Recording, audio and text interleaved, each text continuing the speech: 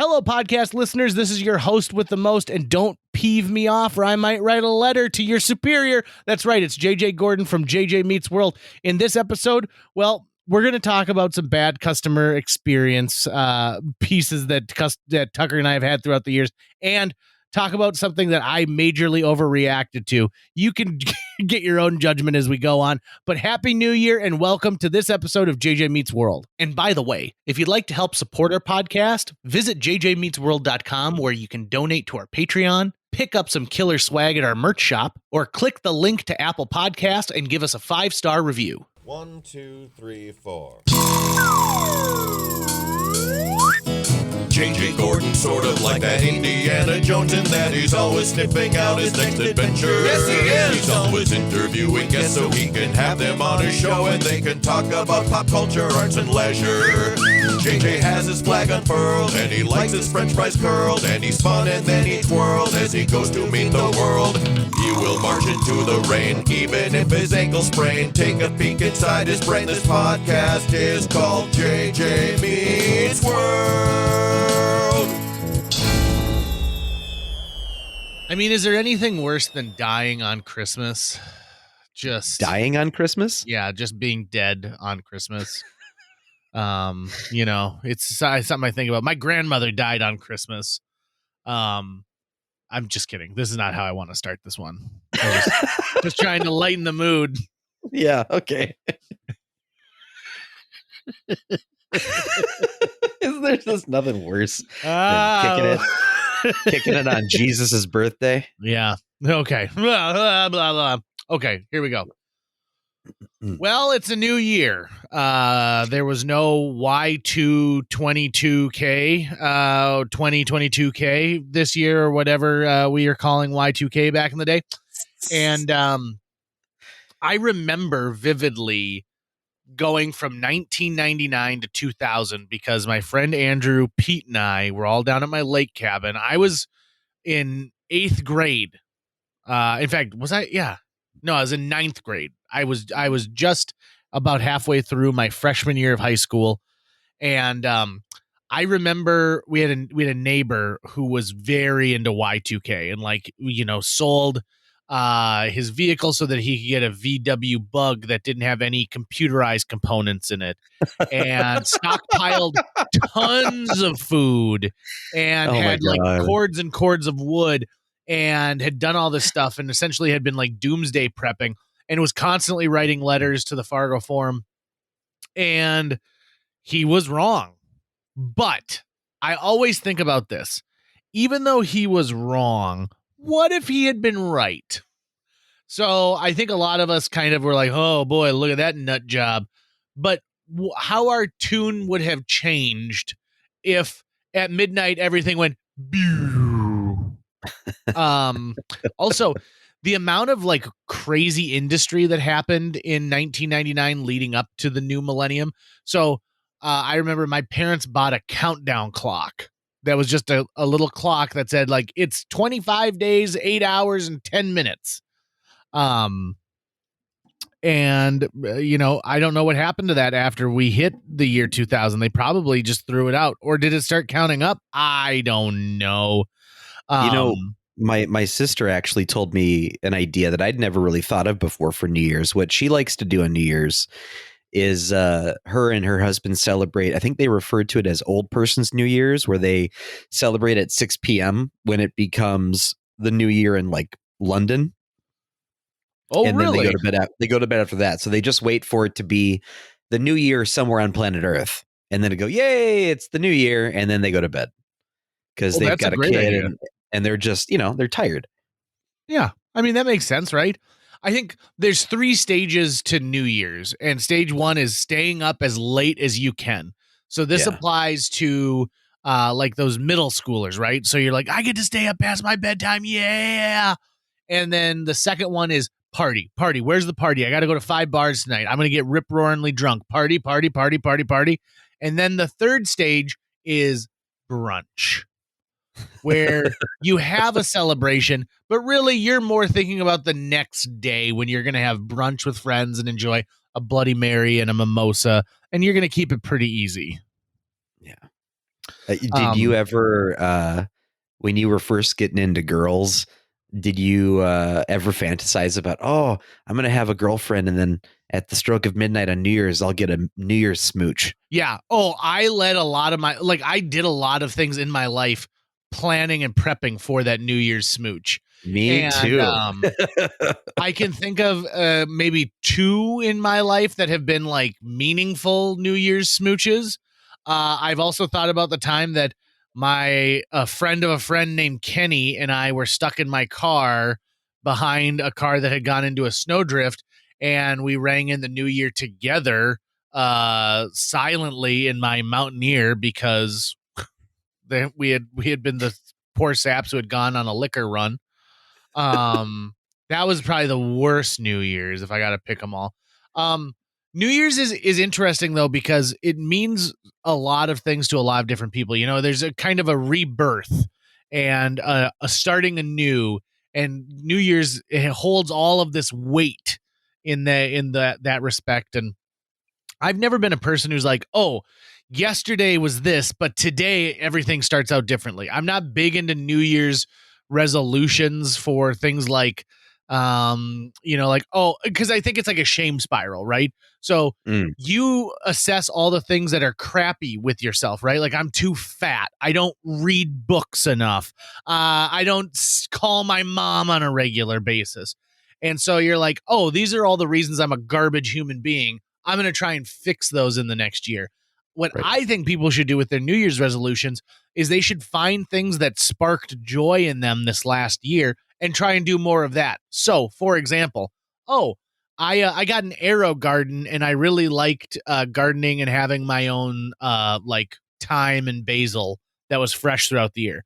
Oh, if you enjoyed that, just make a pledge to do more of that stuff that brings you joy in the new year. And I think it just makes people happier because I watch people go out and get gym memberships, and I watch people throw away all the food, all the junk food, and say like, no, this is a brand new me.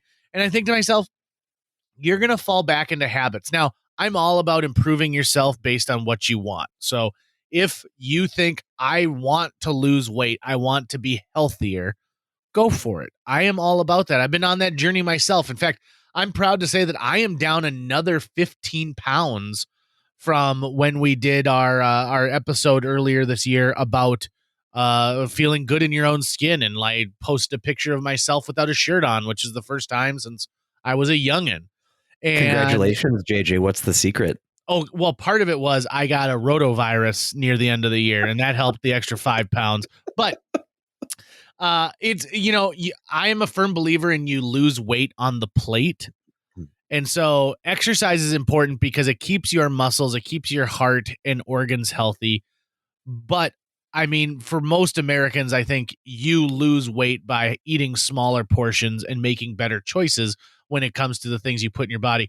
Didn't you went to high school with a guy who ate a bunch of apples and drank only Diet Coke and lost a bunch of weight, right? Was that a kid What? at North? I feel Not like that I'm Natalie aware. Deutsch told me about that at one point. Not that I'm aware of, but my friend Jason By, while I was at North, was the first person I'd ever known to adopt the Atkins diet. And I watched him lose like 20 pounds in high school when he moved to that thing. You know what the real kick in the pants is that men can lose a lot of weight quickly when they decide they want to lose some weight. Just our physiology, I think for most men, like it kickstarts faster than it does for like the female body. And Gotcha. I think that can suck sometimes because like my wife is part of a club that is a couple of friends of hers, and like, my sister's a part of it, called Chub Busters. And yeah, they have a text thread, and they're like, hey everyone, let's bust some chub. Since when does your And sister need to bust chub? yeah, I know. Previous guest Phil Lund is also a part of this same club. That makes And sense. they had, in fact, so is another female, Rachel Hoffman is also a member That's what I of was Chub going to Busters. guess. Yeah. So they did a thing last year where they said, listen, let's have a competition to see who's going to lose the most weight.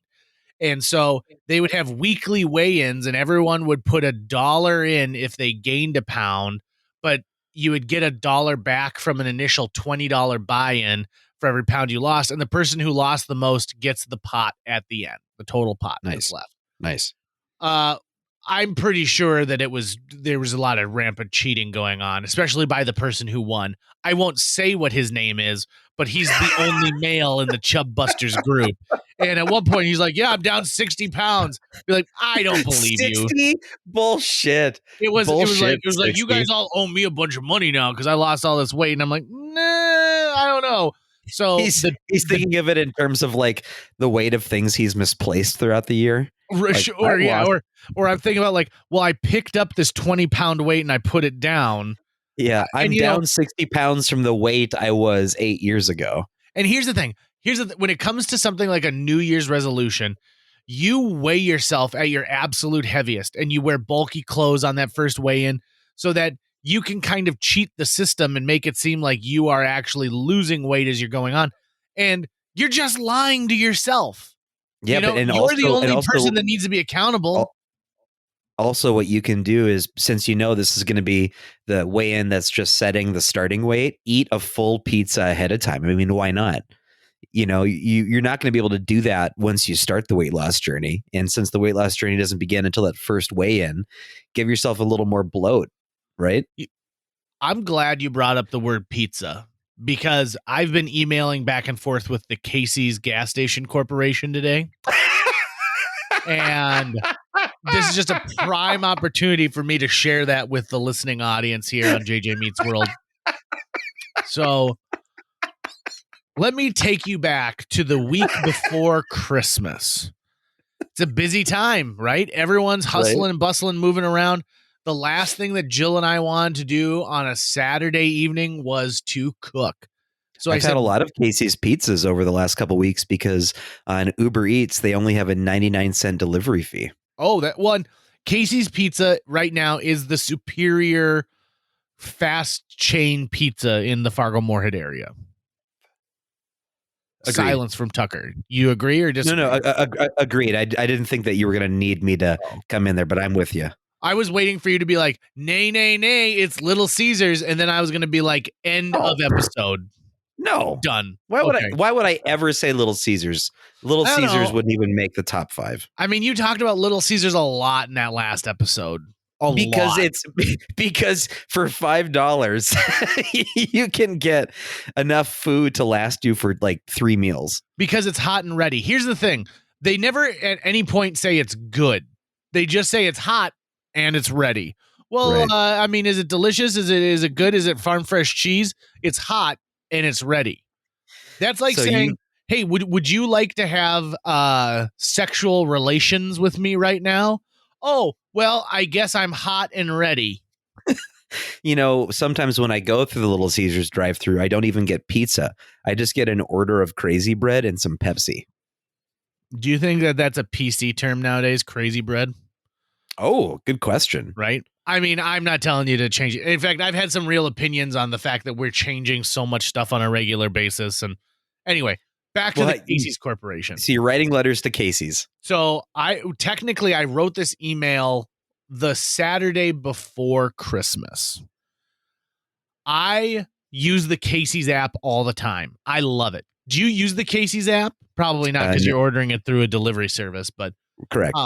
You earn points. So every 5th pizza you buy, you get a 6th one for free. Nice. And then you get points and it counts for gas. It's great. Anyway, so I order off the app and there is a new Casey's there's a Casey's down the street from where I live, but I don't go to that one because that's a crap Casey's. They never are staffed. I've ordered pizza there, showed up. They've already closed for the night because they didn't have enough people to hang around. So I order from the brand new Casey's that's about quarter mile, half a mile from my house. So I order on the app to have this thing picked up at 5:30 because we're out running errands. This is like 3 o'clock when I place this order. At 5:35, I show up to that Casey's and I walk back to the pizza counter and there's a single woman working behind the counter and she's not giving me any time of day. She's busy making a pizza and I see that she's just slopping stuff on, right? Yeah, So yeah. if you've ever seen a pizza commercial, you ladle the marinara on, and then you use the butt of the ladle to spread the marinara across the dough.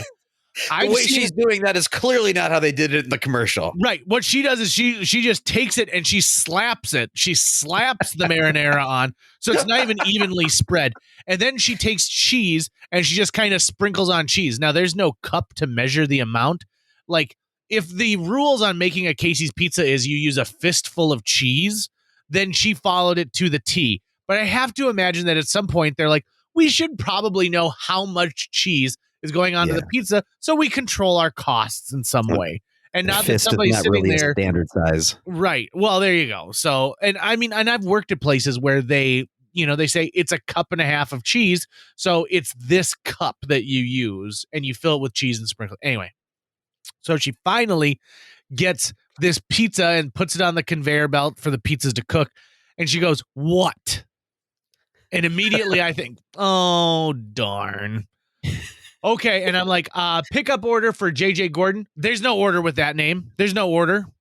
And I said, and then I think, oh my God, did I order from the wrong Casey's? Because that's happened to me twice before, where I accidentally placed an order at the wrong location. So I pull up my email and I'm like, nope, this is the right one. And I was like, and then she turns around, she goes, oh, your order just came in. You're way too early. Why are you here now? And I was like, it said 5:30, it'd be ready at 5:30. Your order just came in. What do you expect me to make a pizza instantly? And I'm like, oh my God, this woman is being aggressive with me for this. God. Okay. So she goes, you ordered the pizza, extra marinara. And I was like, no, I did not. She goes, yes, I'm looking at the ticket. And I was like, oh my God. And I said, no, it's a pepperoni pizza and cheese bread. And she's like, yeah, pepperoni pizza, extra marinara. And I was like, no, that's not the pizza that I'm, maybe somebody else ordered it with extra marinara, but I'm going to tell you right off the bat, I am a as little sauce as you can get kind of guy. I think less sauce is better because most of the time the sauce takes away from the taste.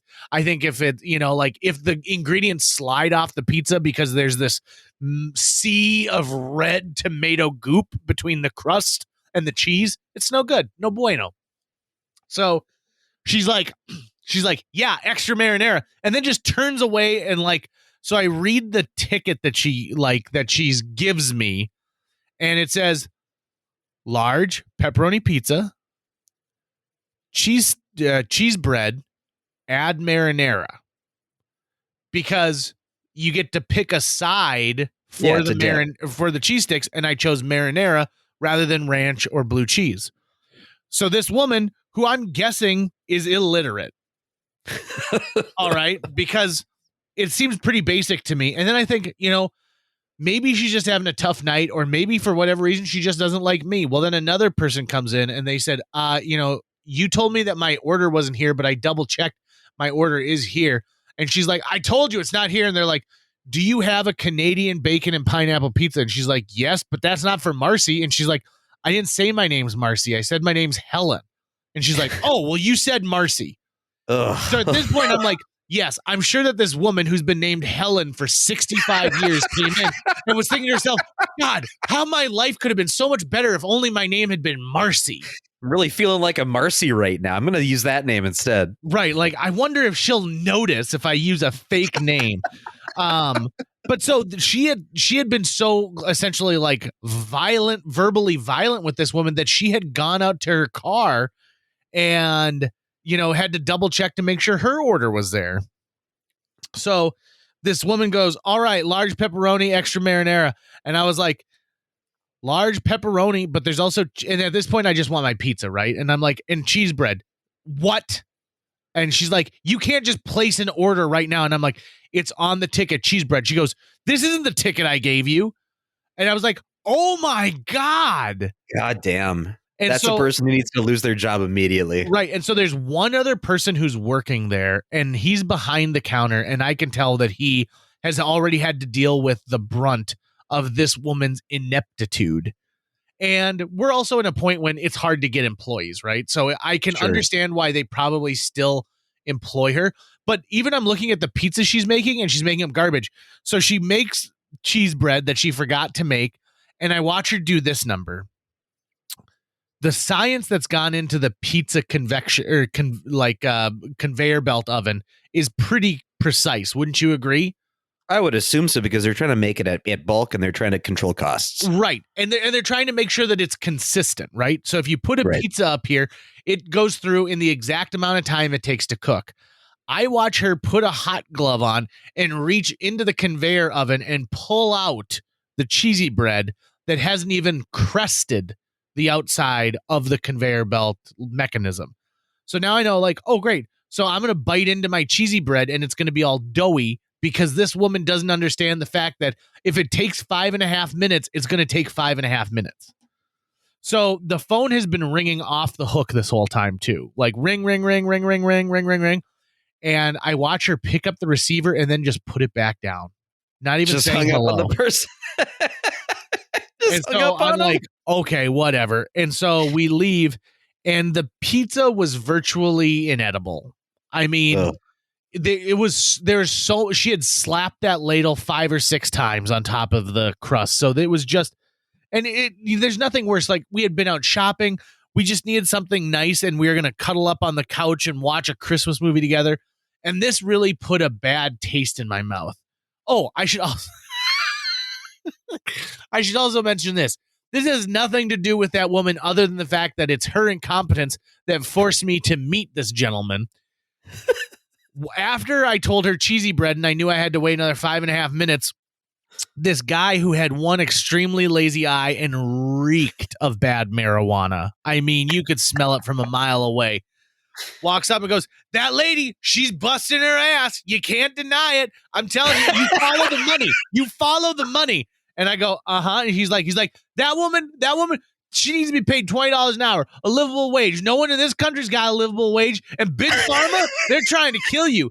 And at this point, this is when Jill literally looks at me and she goes, "Car keys."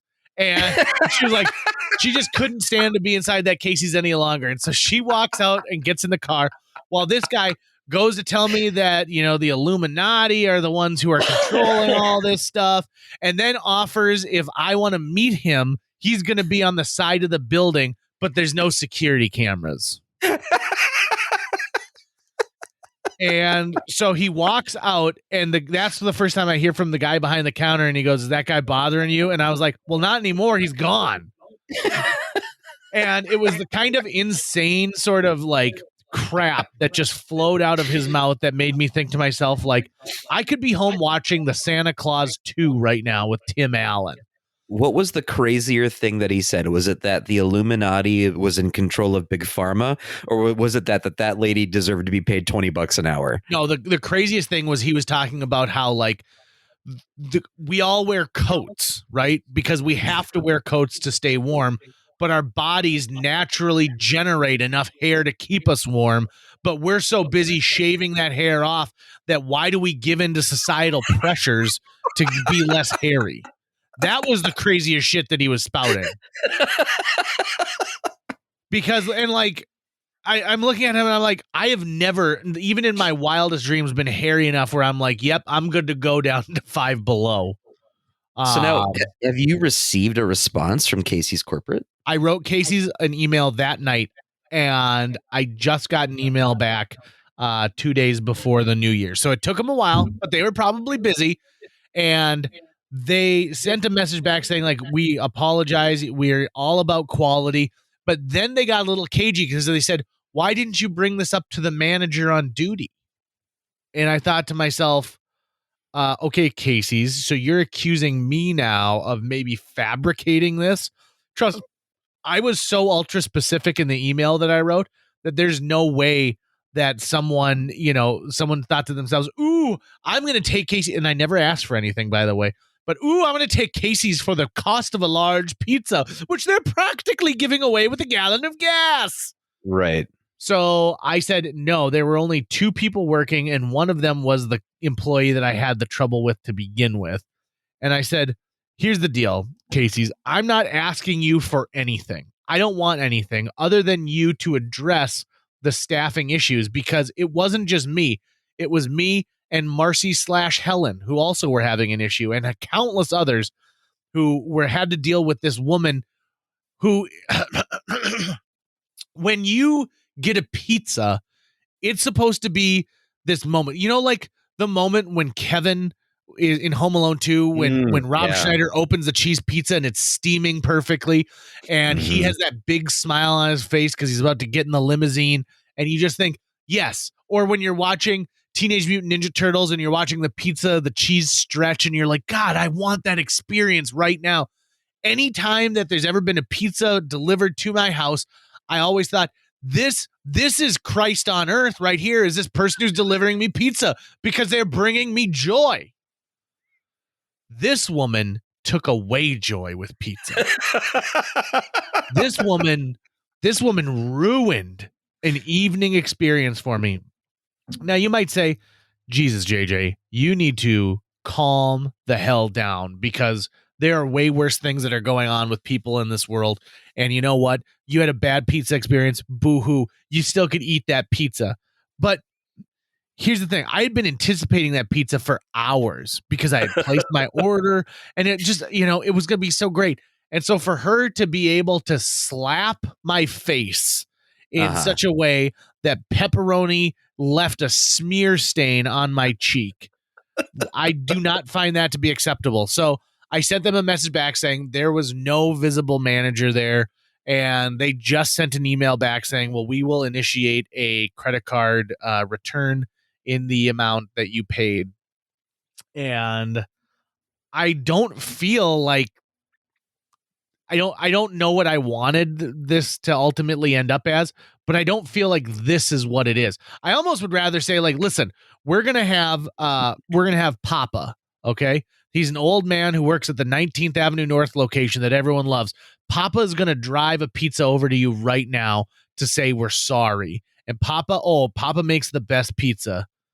His name is Papa, not John, Papa Greg. What if this was the offer? What if they said to you, Mr. Gordon, we sincerely apologize for the troubles you had. Unfortunately, we are unable to offer you a refund, but what we can offer you is for you to listen in on a Zoom call while that employee is fired. Nope. Because, okay. So, and not because I wouldn't just love to like hear that, right? But specifically, I want, okay. If I was going to do the Zoom call, this is what I want. It sounds like a good deal, doesn't it? I might take that deal. The Zoom call would have to include them explaining like, all right, Diane, the reason you're being fired, I don't know if you remember the Saturday before Christmas, and they explain exactly what they did to me. Now, the downside of that is she can be like, it's true. I was off that day.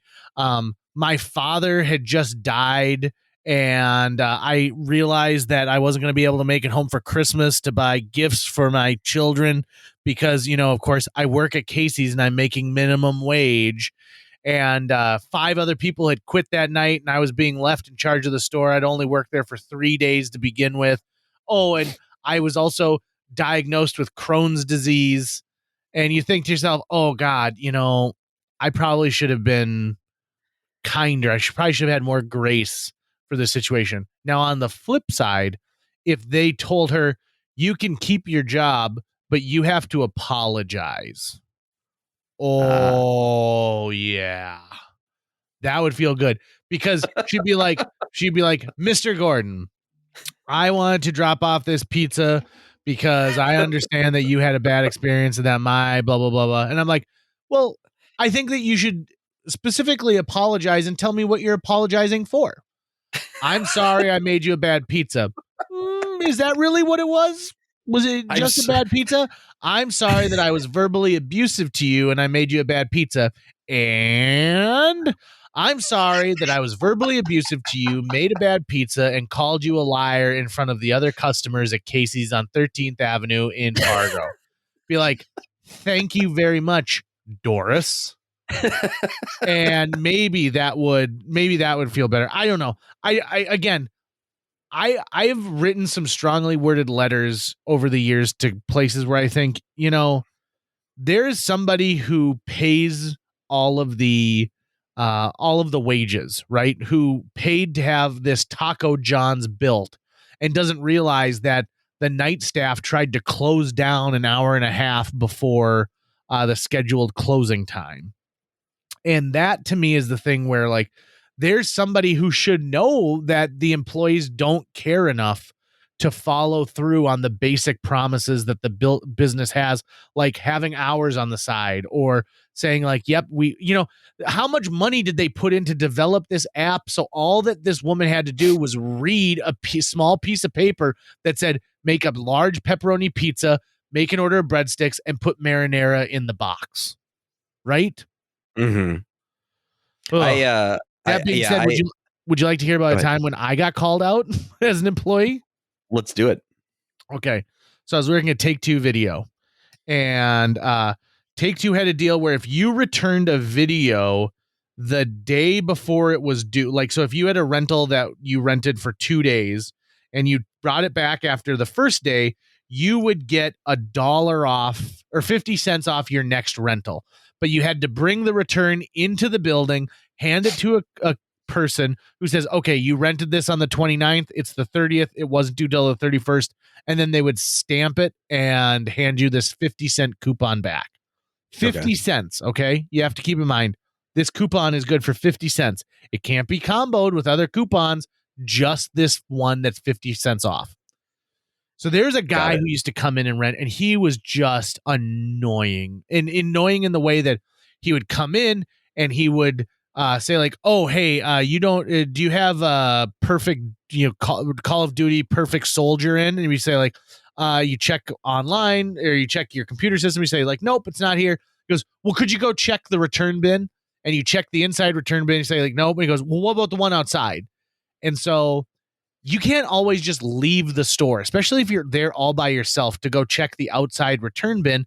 And technically, that return bin didn't need to get checked until an hour before the return hour for that day, which I think was like 6 p.m., like due back 2 days at 6 p.m. So this guy I already knew was a pain in the ass.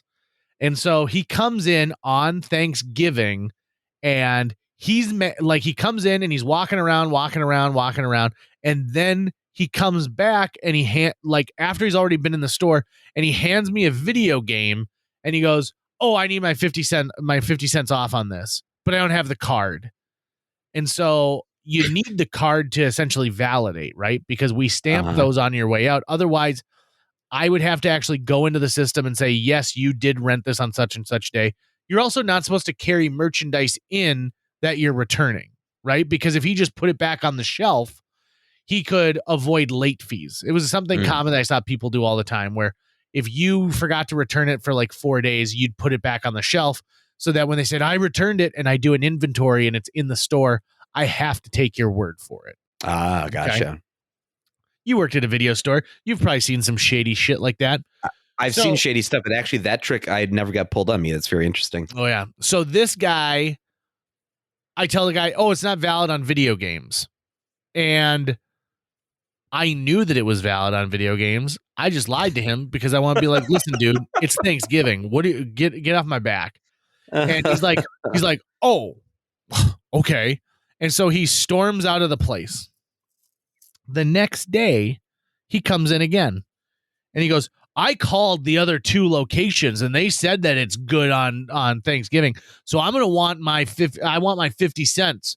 And I was like, you know what? Fine. So I stamp a coupon for him. He's like, no, I'll take it in cash.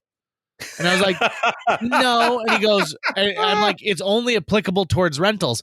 And he's like, yeah, well, I rented something and you didn't give it to me. You didn't give me my discount. I'm like, you didn't rent anything. And then I pulled up his account and I'm like, there are no current rentals. I rented something from another one of the stores. Oh my God. And so I'm like, listen, man, there's nothing I can do. He's like, okay, you're tangling with the wrong guy. So he leaves and he calls in like 10 minutes later, and I can tell it's his voice and I can tell it's his phone number because we've got caller ID. And he says, yeah, I need to talk to the manager right now. I need an employee. You need to fire this employee. He's horrible. And so I was like, well, the manager's not in right now. He's actually in Germany and he won't be back for another 2 weeks. And he's like, oh, fine. So then I get a call from another one of the stores and they go like, hey, JJ, this guy just called in and he wants you to be fired. And so I explain the situation and like I'm halfway through explaining and they're like, listen, you don't need to go any further. We don't like him either. He's a pain in the butt. I just wanted to let you know that this guy is gunning for your job. So I call this guy back and I'm like, listen, sir, would you like to come in and we can talk about this? And he's like, okay, but you better have my money ready. So I take 50 cents out of my pocket and I put it into an envelope that I seal and I write all of his information on the envelope. And he comes in and I bring him to like the manager's office, which is the size of a single stall toilet. Not even like the handicap stall. It's a tiny little room. And I was like, hey, man, listen, you came in on a holiday. You had an attitude. I'm sorry. Here's your 50 cents. He's like, well, this is unacceptable. This is a horrible customer service. And I was like, well, you know, there's not much more I can do for you. He's like, yeah, you could quit. You obviously don't have your heart in this job. Now, the irony of him saying that is there's nobody who loved working at a video store more than JJ Gordon. Right. I thrived there. In fact, if there were still video stores today, I would be working at one. I loved it. I worked with people who had never seen The Godfather, who had seen Fantastic Four 2 Rise of the Silver Surfer 20 times. I worked with people who didn't have any business being part of a movie store, but I was there. So I tell him like, listen, this is what I can do. Here are 10 free rentals, but I'm going to make a note on your account that if I get fired, none of these are valid anymore. And that he's like, well, you can't do that. And I'm like, yeah, I can. I ended up working there for like another 6 months before I transferred to a different store. And then I eventually got fired from that store because a guy didn't come in and fulfill his shift. And for some reason, that was my fault. So long story short, I know what it feels like to have someone who wants to be vindictive. So I don't want her to be fired, but I do think there's an opportunity here to be better when it comes to customer service, right? Right. But I mean, I also think that there's a massive difference between your situation and that dude's situation, where that dude was being completely unreasonable and was literally saying, I want you in pain, versus you who were being totally reasonable in your situation with Casey's and even said you didn't want anything in return. But, they say, history is written by the victor. So I wonder what the way she told the story would be. She's like, I was standing there and this giant white John Candy looking son of a bitch comes in, all being all like, where's my pizza? Where's my pizza? I got to keep my insulin up. You never know. I'm sure her version of the story plays me to be more of a sarcastic jerk, the same way I did for that gentleman in my story. But I like the fact that you've got my back on this one, Tucker. When I was working at Video Action, there was this one dude who had racked up a bunch of late fees on porn. And so he had a note on his account that said, he can't rent anything else until he catches up on all these late fees. It was like $50 worth of late fees, right? And so at that point, they're like, hey, just don't rent to this person anymore till they catch up. And so every time he'd come in to rent something, whichever one of us was on duty, we'd have to go, hey, man, I'm really sorry, but it says right now that you're not current on your late fees. And every single time he would attempt some kind of excuse, either yes, I've paid those, or I don't, what are you talking about? I've never rented here before, or anything else he could. And I was working one day and he came in and he walked straight up to me and he just handed me this folded piece of notebook paper and then walked out. And so I opened it and it was this long, angry letter, handwritten, about how we were messing with the wrong person and that Messing with the why do these people say like why do they think that they're like a villain in like a Patrick Swayze 80s movie? You're messing with the wrong guy. The stakes are so low, you know. I mean, this is movie rentals we're talking about. Yeah, it was like this long screed, and I was like, Jesus. So I just set it aside for my manager, and she was like, yeah, he's done that a couple of times. Every once in a while, he'll just be like, you know what, I got to put my feelings into words. And he'd write it down. It was kind of creepy though, you know, because it felt threatening, but he never escalated with it. Did you ever have those moments where a family comes up and it's like the dad who's checking out, and then you see on their account that the dad at one point rented some adult material that there's an overdue charge for, and so you got to decide, do I out this dad in front of his wife and kids, or do I mean, let it go? We're being presumptuous that it was the dad, right? So you know, let's say it's his name. Somebody on this name, right? Well, but I mean, the whole family uses the same account, right? Right, but I mean, come on.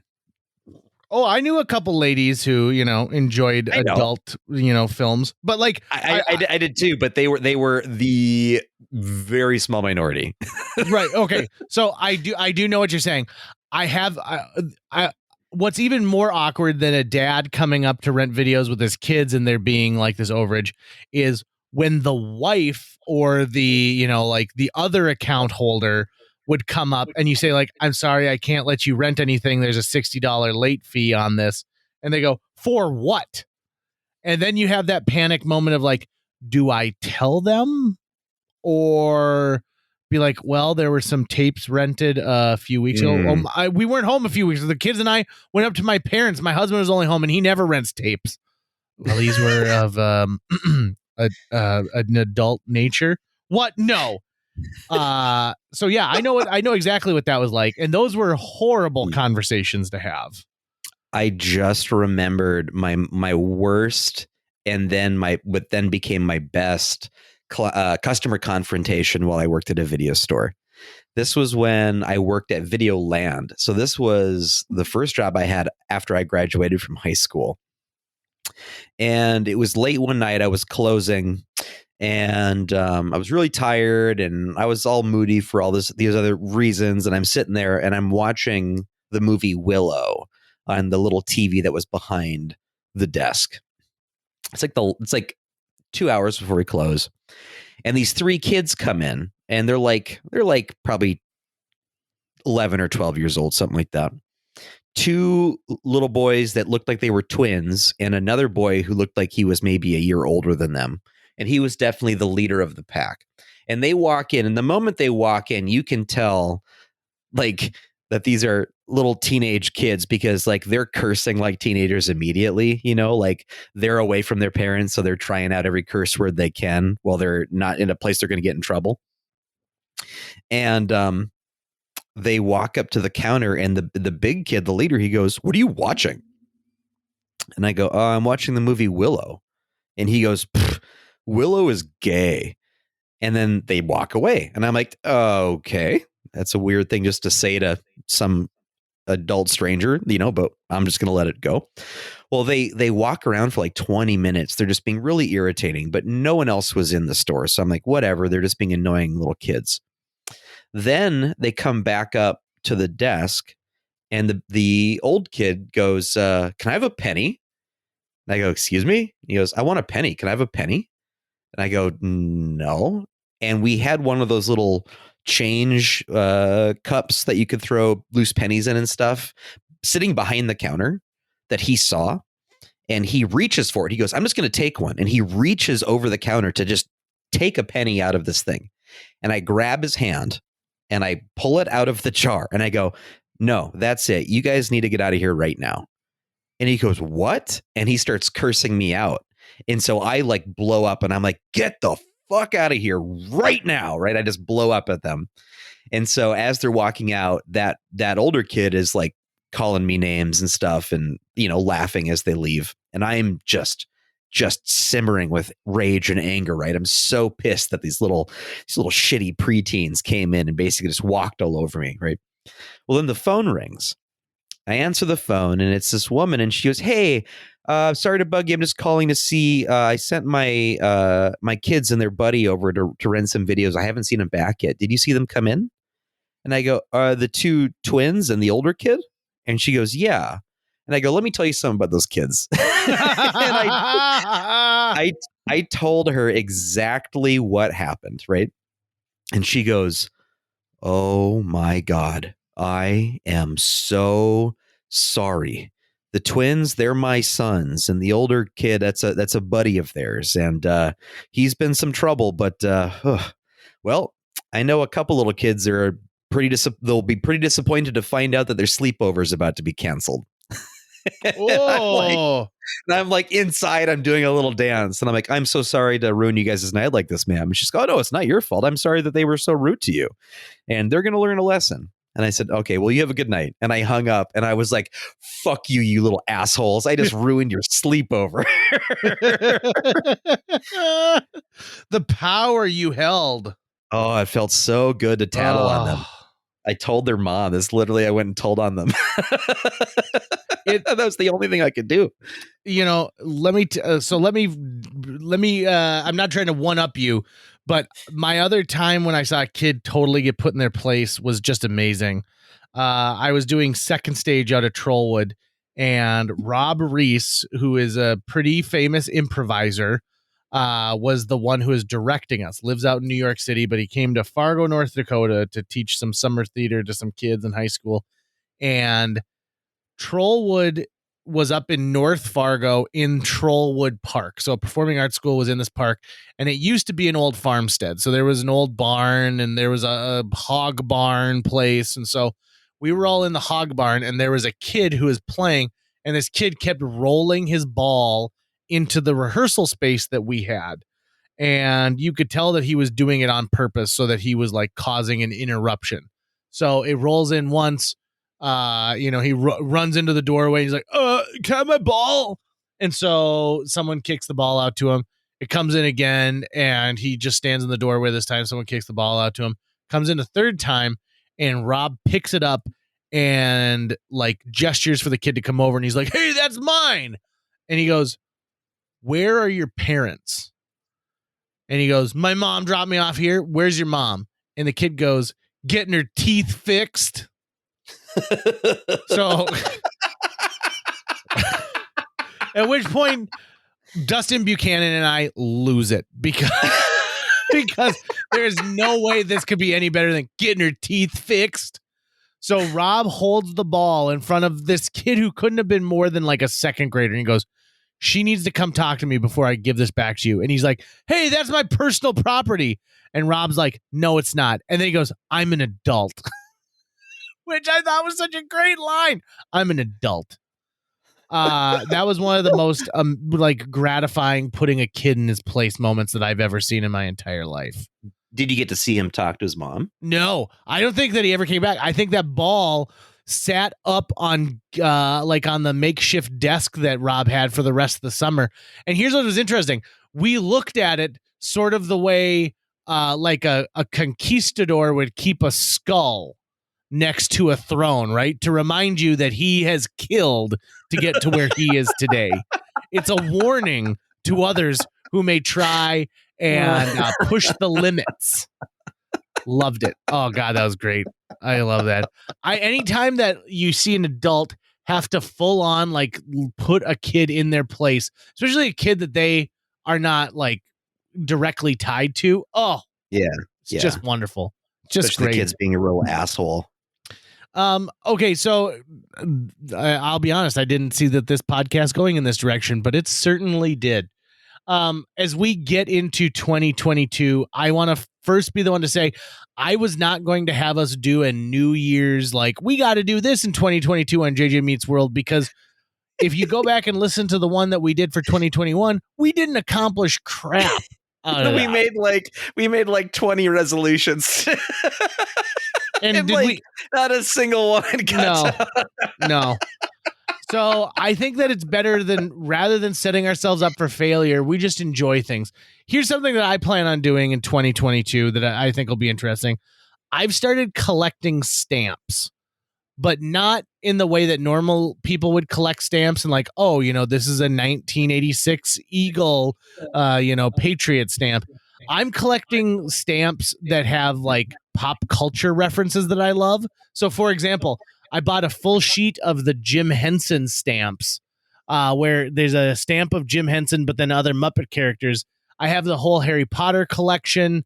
I've got some ones from Canada that have John Candy, Martin Short, and Catherine O'Hara on them. Also, Mike Myers, for some reason, is on a stamp in Canada. Do we feel that he achieved that kind of cultural status where he deserved his own stamp? I don't know. Apparently, there's a law in the United States. Well, not a law, but there's a guideline when it comes to making U.S. Postal Service stamps that says a living person cannot be featured on a stamp. Really? So, yeah. So that's why, like, the Elvis stamps came out after Elvis died. But then it caused a problem because they put out these Harry Potter stamps, right? And so the reasoning was these are fictitious characters. I thought they were going to say Daniel Radcliffe is still with us. Be like, don't worry. And I mean, really, at that point, Alan Rickman was too. No longer. Rest in peace, Alan Rickman. But so there was kind of this scandal, but they're like, no, if it's a fictional character, it can appear on there because like Big Bird's not dead. He's still making awesome episodes of Sesame Street every day. So I'm going to continue to collect these stamps, and I'm also going to be better about curating the things that I love. This last year, I spent a ton of money because they released all these Jurassic Park throwback toys, and they're just sitting on a shelf in here. And so I think I'm actually going to unbox them and maybe make some some nice dioramas with them. I think that'd be fun. I've been thinking about resolutions and stuff because I love New Year's resolutions as much as the next person. I love that psychological feeling of, that fresh start. But I've also been thinking about the fact that, why wait until the New Year's to look for that little psychological feeling, that win? And so I'm thinking about maybe what I should do is actually create monthly resolutions. Like at the beginning of every month, go, what's something I resolved to do differently this month instead of this year?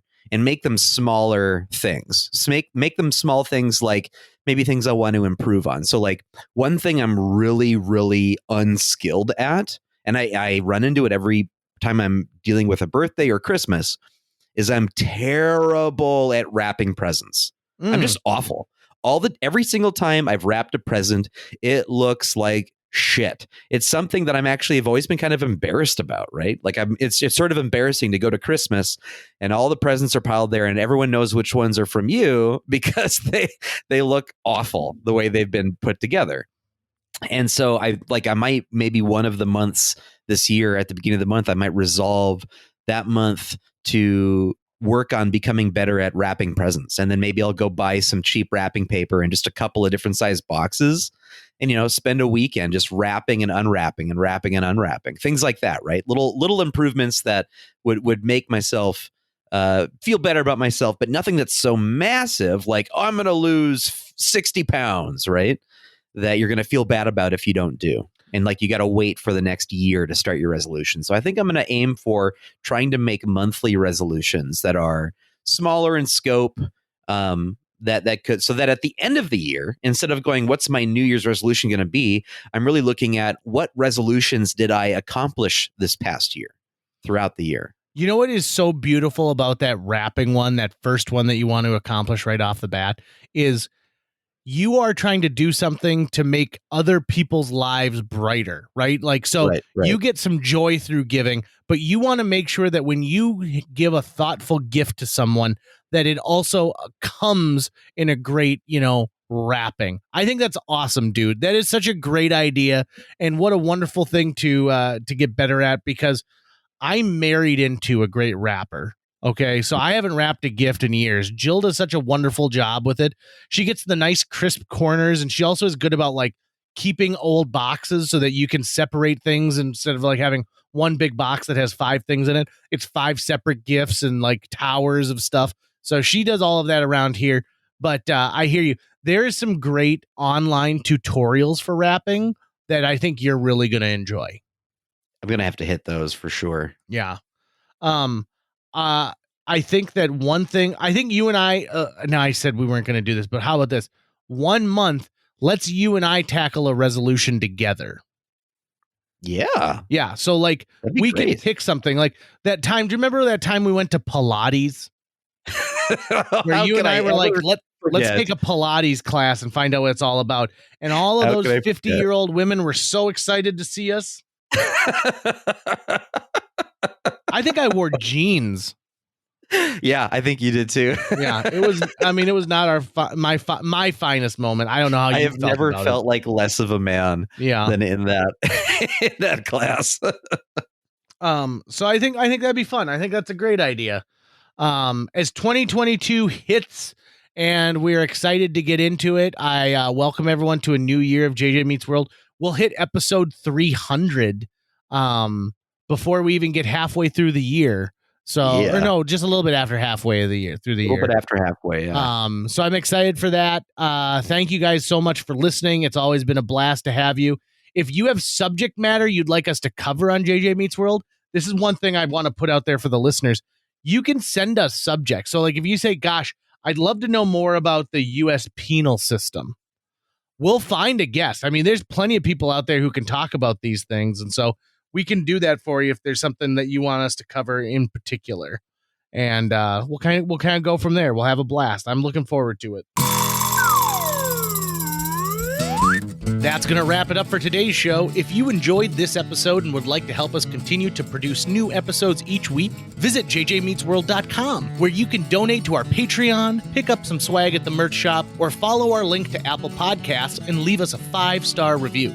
You can also follow us on social media. We're on Facebook, Instagram, Twitter, YouTube, all the sites the cool kids are using these days. JJ Meets World is produced every week by Tucker Lucas. You can find out more about Tucker's work by visiting moonbasemaria.com. If you want to get in touch with your host with the most, check out linebenders.com, where you can find direct contact info for JJ or booking information. You know what I really want to do is I want to just copy and paste that same letter and send it to every Casey's across the country and see how many free pizzas I can get.